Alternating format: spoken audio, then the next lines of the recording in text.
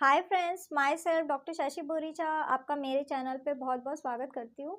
आज मैं आपको एक कंडीशन एक्सप्लेन करूँगी जिसका नाम है कैंडिडा बैलेनाइटिस। मैं आपको बताऊँगी कि ये क्या होता है, इसमें क्या क्या सिम्टम आते हैं, इसके कॉज क्या है और साथ ही साथ कुछ होम्योपैथिक मेडिसिन जो आप इस कंडीशन के लिए यूज़ कर सकते हैं। लेकिन उससे पहले आप प्लीज़ मेरे चैनल को सब्सक्राइब कर लीजिए और जो बेल आइकन है उसे प्रेस कर लीजिए ताकि आपको मेरे आने वाली वीडियोज़ का नोटिफिकेशन मिलता रहे। तो चलिए स्टार्ट करते हैं। सबसे पहले आखिर कैंडिडा बैलेनाइटिस क्या होता है? तो कैंडिडा बैलेनाइटिस का मतलब है कि अगर किसी मेल को जेनाइटल एरिया में जैसे कि पेनिस एरिया में अगर फंगल इन्फेक्शन हो रहा है, बहुत ज़्यादा फंगल ग्रोथ हो रही है जिसके वजह से उन्हें इचिंग या फिर रेडनेस जैसी कंप्लेन होती है, तो इसी कंडीशन को कैंडिडा बैलेनाइटिस कहा जाता है।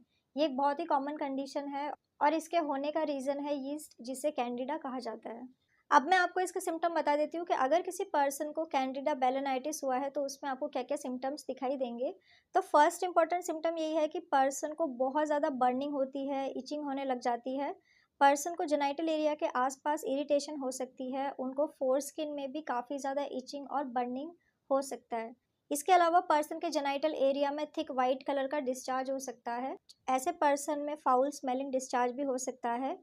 कई बार ऐसा देखा जाता है कि अगर किसी पर्सन को कैंडिडा बैलेनाइटिस सीवियर होता जा रहा है तो ऐसे पर्सन को फिमोसिस की कंप्लेन हो सकती है। फिमोसिस में पर्सन का जो फोर स्किन है वो नीचे की तरफ रिट्रैक्ट नहीं हो पाता और वहाँ पे स्वेलिंग होने लग जाती है। इसके अलावा ऐसे पर्सन को पीनिस एरिया में कुछ ब्लिस्टर्स फॉर्म हो सकते हैं या फिर कुछ शाइनी सॉर्स भी फॉर्म हो सकते हैं। अगर किसी पर्सन को जेनाइटल एरिया में फंगल इन्फेक्शन हो चुका है तो उनके चांसेस काफ़ी हाई होते हैं कि उन्हें और भी इन्फेक्शंस हो जाए। जैसे कि ऐसे पर्सन बहुत ज़्यादा प्रॉन होते हैं कि इन्हें और भी बैक्टीरियल या फिर वायरल इन्फेक्शन हो सकता है, या फिर ऐसे पर्सन को बहुत ईजीली सेक्सुअली ट्रांसमिटेड इन्फेक्शन दूसरों से लग सकता है। अब मैं आपको इसका कॉज बता देती हूँ कि आखिर क्या रीज़न है किसी पर्सन को कैंडिडा बैलेनाइटिस होने का। तो जैसा कि मैंने आपको पहले बताया कि ये एक तरीके का फंगल इन्फेक्शन है, तो इसके लिए फंगस रिस्पॉन्सिबल है जिसका नाम है कैंडिडा। कैंडिडा सबकी बॉडी में नॉर्मली प्रेजेंट होता है, लेकिन कई बार ऐसा होता है कि इनका नंबर काफ़ी ज़्यादा इंक्रीज़ होने लग जाता है। ये रैपिडली मल्टीप्लाई होते हैं और फिर ये सिम्टम्स को कॉज कर सकते हैं। किसी भी पर्सन की बॉडी में कैंडिडा ओवरग्रोथ होने के काफ़ी सारे फैक्टर्स हो सकते हैं, जैसे कि पुअर हाइजीन। अगर कोई मेल अपने जेनाइटल एरिया को प्रॉपर्ली क्लीन नहीं करते हैं तो उनको फंगल इन्फेक्शन होने के चांसेस काफ़ी ज़्यादा बढ़ जाते हैं।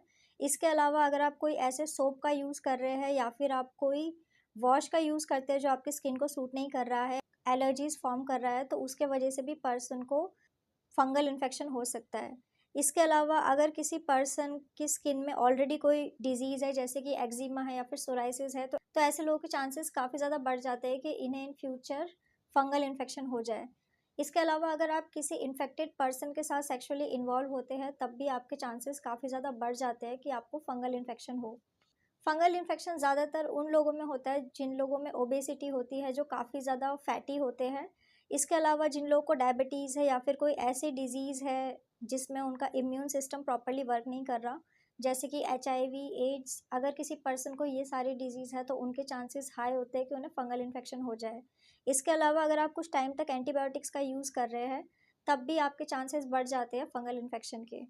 अब मैं आपको कुछ होम्योपैथिक मेडिसिन बता देती हूँ जो आप इस कंडीशन के लिए यूज़ कर सकते हैं। तो मेडिसिन जैसे कि आप कैलेंडुला 30 मेडिसिन का यूज़ कर सकते हैं, आप टेलुरियम 30 मेडिसिन या फिर आप मर्कसोल 30 मेडिसिन का यूज़ कर सकते हैं। ये सारी की सारी मेडिसिन आपको 4-4 ड्रॉप दिन में 2 बार डायरेक्ट अपने टंग के ऊपर यूज़ करना होगा।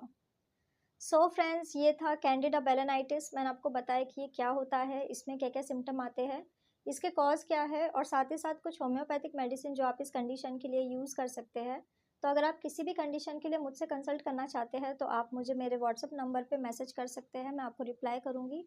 तो अगर आपको मेरा ये वीडियो यूज़फुल और इन्फॉर्मेटिव लगा हो तो आप प्लीज़ इसको लाइक कर दीजिए और साथ ही साथ आप मेरे चैनल को सब्सक्राइब कर लीजिए और जो बेल आइकन है उसे प्रेस कर लीजिए ताकि आपको मेरे आने वाली वीडियोज़ का नोटिफिकेशन मिलता रहे। तो आज के लिए बस इतना ही। Thank you.